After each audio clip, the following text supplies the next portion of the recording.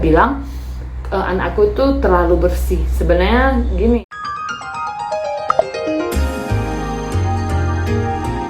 Terima kasih sudah memilih video ini bersama saya Weni. Di video kali ini aku akan membahas tentang obat yang wajib ada di rumah dan bagaimana menghadapi ketika anak kita sakit.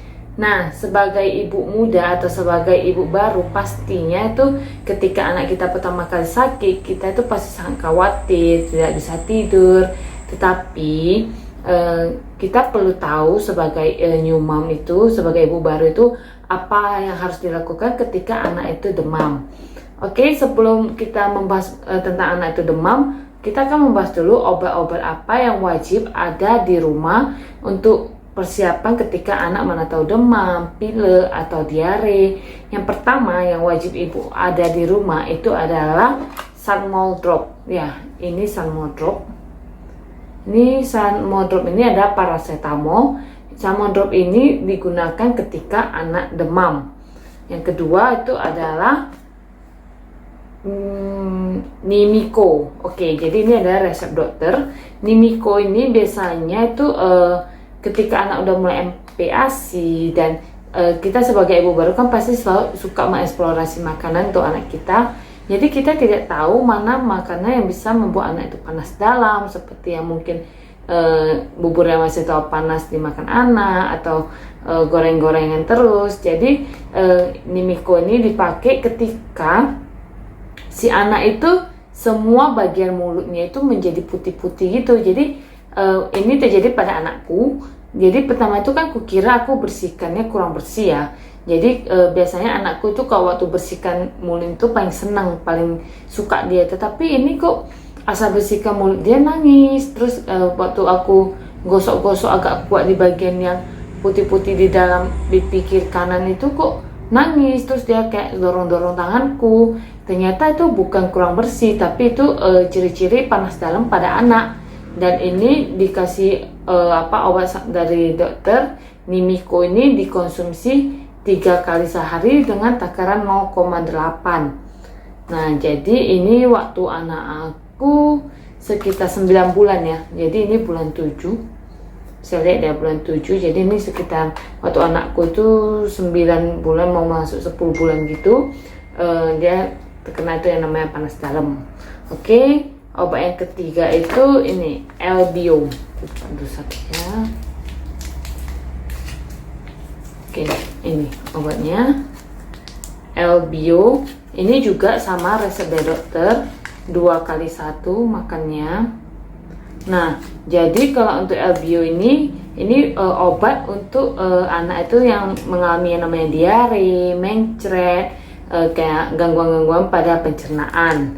Ini bagus banget.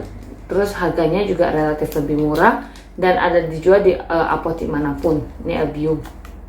Oke, terus yang keempat itu adalah tereng jambu. Jadi kalau jambu ini ketika anak udah mulai belajar berdiri sendiri, belajar jalan, itu pasti banyak yang namanya kejedut dan jambu ini wajib banget ada di rumah. Jadi begitu bendol langsung dipakai. Misalnya anaknya kejedut gitu kan pasti merah, langsung dipakai aja biar nggak bendol. Karena kalau misalnya nggak dipakai, misalnya dibiarin aja, nanti dia bisa bendol. Jadi langsung aja dipakai, biasanya langsung nggak jadi bendol. Oke, yang kelima itu ini Save Our Skin. Nah, Save Our Skin ini keluaran dari Buds. Ini fungsinya untuk kayak misalnya anak digigit nyamuk, anak jatuh ada terluka. Ini bagus banget, cuman ini harganya memang agak relatif mahal. Bisa diganti dengan ini juga bagus, Lukas Pau-Pau. Nah, ini dua ini fungsinya sama, bedanya yang ini satu organik, yang ini tidak organik. Kalau ini dia lebih lama sih, misalnya kayak untuk luka, dia itu lebih lama, tapi dia karena organik itu ya, dia lebih lama. Terus dia misalnya harus sering-sering dipakaikan. Jadi misalnya waktu lukanya masih yang merah-merah kali itu sehari itu pakainya bisa 4-5 kali karena dia itu organik. Jadi itu harus di-apply biasa setiap per 2 jam. Kalau ini tidak perlu, ini paling pagi sama malam aja. Ini wajib juga ada ya. Terus yang wajib ada juga itu adalah termometer. Nah, termometer ini kenapa aku ada 2? Jadi kalau misalnya menurut kedokteran itu termometer yang bagus itu sebenarnya yang kayak gini ya. Yang ini kenapa nih yang jepit di ketiak? Ini yang jepit di ketiak itu lebih akurat hasilnya dibandingkan yang ini. Yang zaman sekarang nih, yang tembak ke kening itu kata dokter tuh sih kurang efektif. Terus yang paling efektif itu yang sebenarnya yang taruh di telinga itu. Termometer yang taruh di telinga itu lebih efektif. Terus tapi itu kan harganya lebih mahal. Jadi alternatif lainnya itu yang bisa yang ini yang jepit di ketik. Oke, yang terakhir itu ini Iliadin. Iliadin ini fungsinya ketika anak itu pilek. Jadi ketika anak itu pilek, kita cukup teteskan ke hidung anak itu, terus nanti itu kan kayak diamkan tuh nanti ingus-ingusnya itu bakal keluar sendiri gitu.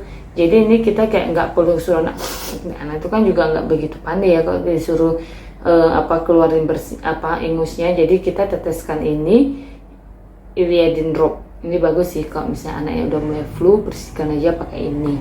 Nah, jadi itu adalah daftar-daftar obat yang wajib ada di rumah. Ketika anak sakit, itu pasti menjadi sebuah beban buat ibu ya. Jadi ketika anak demam, itu pengalaman waktu anakku demam, aku jujur aja aku tuh tidak ada stok yang namanya obat-obatan. Yang aku stok itu yang kayak tadi jambu, Cefaweskin, termometer, yang standar kayak gitu aja. Nah ketika anakku sakit itu aku bener-bener panik, dimana itu kalau mau ke dokter anak itu butuh perjalanan 2 jam dari rumah aku. Jadi aku hanya bisa via telepon, terus dokter hanya menyuruh aku beli ini Salmon Drop. Jadi ketika aku udah beli Salmon Drop, aku tuh kasih anak aku. Jadi pemberian Salmon Drop ini begini ya, kalau misalnya anaknya panasnya di atas 38 derajat Celcius, ini pemberiannya itu per 2 jam sekali. Per 4 jam sekali. Tetapi kalau misalnya anaknya udah dikasih Salmon Drop, terus anaknya demamnya turun di bawah 38, itu per 6 jam. Jadi ini dikasih sampai anak itu suhu panas demamnya itu normal, yaitu 36,5 atau di bawah 37 lah ya. Kalau di bawah 37,5 itu juga udah oke, tapi terus dipantau. Jadi kalau pemberian Salmon Drop ini per 6 jam itu harus dipantau, itu untuk yang normal. Tetapi kalau misalnya demam anaknya ada di atas 38, itu per 4 jam itu harus dipantau. Nah itu yang aku dapat ya infonya dari dokter aku. Terus yang harus kita lakukan lagi ketika anak itu sakit, itu yang paling penting itu kita harus cek dulu suhu tubuh anak ya. Suhu tubuh anak itu kalau misalnya masih di bawah 37,5 atau 37,5 itu tidak perlu memberikan Salmol. Jadi aku tuh sama sekali tidak tahu kalau misalnya 37,5 ke atas itu baru makan obat. Jadi ketika anak aku udah sakit selesai, aku ikut seminar dokter yang dari Penang, dari Rumah Sakit Adventist. Di sana aku baru tahu ternyata kalau misalnya anak kita demamnya masih 37,3, 37,4 itu tidak perlu diberikan yang namanya obat-obatan termasuk paracetamol. Kecuali ketika anak udah demamnya 37,5 ke atas itu baru mulai diberikan paracetamol dengan takaran seperti yang tadi aku katakan. Kalau masih 37,7, 37,8 itu dipantau per 6 jam saja. Tetapi kalau misalnya udah di atas 38 per 4 jam, dan menurut dokter, aku lupa ya nama dokternya itu siapa, dia dokter anak di Rumah Sakit Adventist. Jadi dia bilang tuh kalau anak demam tuh kalau di Indonesia itu kan suka ya kita tempel tuh baby fever, kita kompres. Nah karena aku nggak ada stok sama sekali, jadi aku kan otomatis nggak pakai yang baby fever itu, aku hanya kompres. Terus kata dokter itu kompres sama baby fever itu tidak ada bukti bisa menurunkan demam, itu hanya untuk menyejukkan. Nah jadi kan kita itu waktu demam tuh kan kayak mukanya panas, kayak itu suhu panasnya keluar kan. Jadi itu kompres itu fungsinya itu kayak supaya kita jangan kayak terasa panas sekali aja. Jadi tidak ada bukti bahwa kompres itu bisa menurunkan demam kalau menurut dokter Penang itu ya. Tapi ya sebagai orang Indonesia kita itu pasti selalu kompres. Kalau sakit itu identiknya dengan kompres. Jadi kalau misalnya anak kita demam, dan masih belum sampai 38, yang harus dilakukan yang pertama itu adalah kasih minum air sebanyak-banyaknya. Maksudnya ya jangan sampai satu tengguk, satu cangkir gitu ya. Maksudnya sering-sering dikasih minum air. Yang pertama. Terus yang kedua, ibu melakukan skin to skin sama si anak. Nah, skin to skin sama si anak itu gini ya. Jadi waktu anakku sakit tuh, aku buka baju dan celana dia hanya pakai Pampers. Terus aku buka baju aku, pokoknya aku telanjang atas, aku peluk dia terus dibalut sama selimut. Terus kenapa harus kayak gitu? Jadi itu kayak tubuh ibu itu menyerap panas dari anak itu. Nah, itu sangat efektif ya menurut aku ya. Aku melakukan skin to skin sama anakku tuh sekitar 1 jam, dan setelah siap skin to skin itu demamnya turun. Anakku tuh waktu demam itu sampai 38,9. Wah, itu aku ingat 38,9, dan mamaku itu panik banget, dari Medan telepon-telepon terus. 38,9, setelah skin to skin sama aku turun dia 38,5. Terus lanjut skin to skin sama bapaknya, karena kan badan aku udah, yang awalnya misalnya serap panas anakku itu udah kayak panas semua kan badanku kan. Jadi gantian sama suami aku, jadi skin to skin sama suami aku itu, setelah skin to skin sama suami aku itu turun jadi 38,3 gitu. Memang nggak banyak turun ya sama bapaknya, tapi ya setidaknya masih lebih mending lah. Tapi setelah skin to skin malam itu, besoknya anakku udah turun terus demamnya. Terakhir di hari ketiga demam kita bawa ke dokter, karena mertua aku tuh khawatir banget kan. Terakhir dibawa ke dokter itu udah 37,8. Itu besok harinya setelah skin to skin 37,8.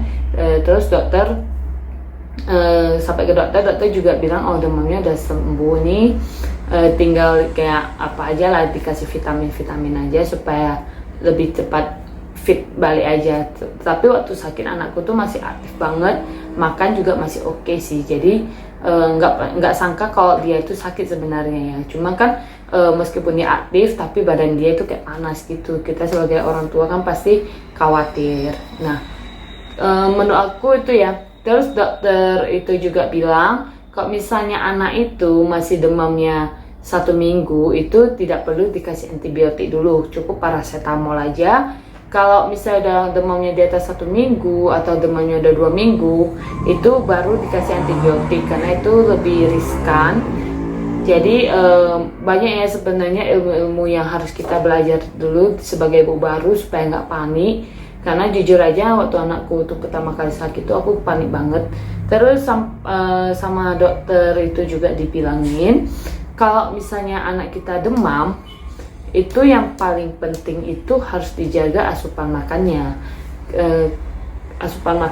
Terus dokter aku juga bilang anakku tuh terlalu bersih. Sebenarnya gini ya, kita sebagai ibu itu pasti kalau misalnya dia anaknya itu megang yang kotor-kotor, kita pasti langsung bawa dia cuci tangan. Apalagi di zaman pandemi ini, kita tuh kayak parnoan ya, setiap hari tuh lap mainan dia, lap tempat main dia. Nah, kata dokter itu jangan terlalu bersih ya bu. Hah?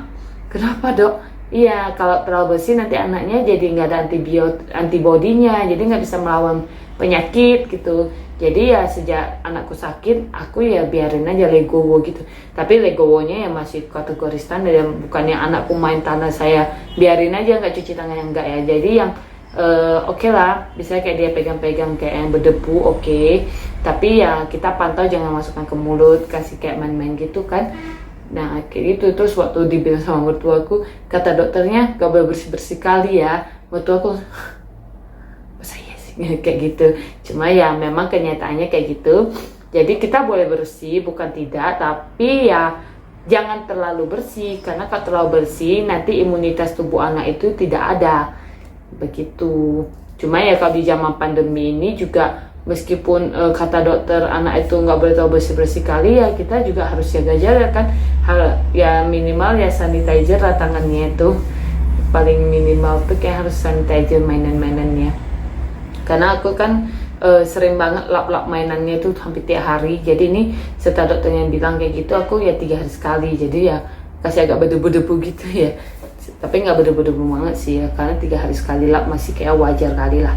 Oke ibu-ibu, jadi sedikit curhatan aku tentang bagaimana menangani ketika anak sakit. Dan kalau ibu-ibu mau kompres itu silakan. Cuman aku mau kasih info aja, kalau menurut dokter di Adventist tadi itu tidak ada bukti kalau kompres itu bisa menyembuhkan demam atau bisa menurunkan demam. Oke ibu-ibu, dan untuk termometer jangan beli yang kayak itu yang tembak ke jidat, itu hasilnya beda. Aku udah buktikan sendiri juga. Ketika anakku demam itu, ketika dicolok ke ketiak itu demamnya itu 3, misalnya kita bilang ya misalnya 38,3, tetapi waktu pakai ini di keningnya itu hasilnya tuh jauh tinggi banget, 38,6. Jadi pakai ini waktu sakit tuh cenderung hasilnya tuh lebih tinggi banget, jadi lebih khawatir ya. Jadi makanya dokter tuh tanya, kamu ada gak yang JBT ketiak? Aku bilang ada, pakai itu aja, pantau terus. Dan biasanya di ketiak kiri dan ketiak kanan hasilnya bakal beda. Jadi kalau misalnya anaknya sering tidurnya nyamping kiri waktu sakit, ya bakal lebih panas di bagian ketiak kiri daripada ketiak kanan. Tapi kata dokter ya sama aja sebenarnya, ya beda-beda dikit ya, karena kita kan takar-takar aja, karena anaknya tidur di sebelah kiri ya pastinya lebih panas di kiri kan.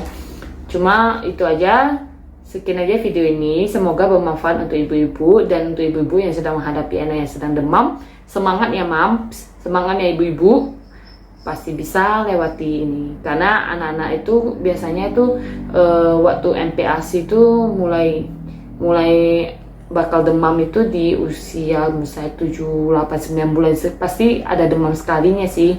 Cuma nggak apa-apa, karena itu mereka juga belajar pintar, mereka juga mengeksplorasi lingkungan sekitar. Jadi yang harus kita jaga itu ya, kita harus lingkungan sekitar itu ya jangan jorok-jorok banget lah ya, jorok dikit aja. Bukan berarti jangan dibersihkan, yang dibersihkan juga ya. Oke, sampai jumpa di videoku yang lain. Jangan lupa like, subscribe, dan share kepada ibu-ibu yang lain ya. Terima kasih, dadah.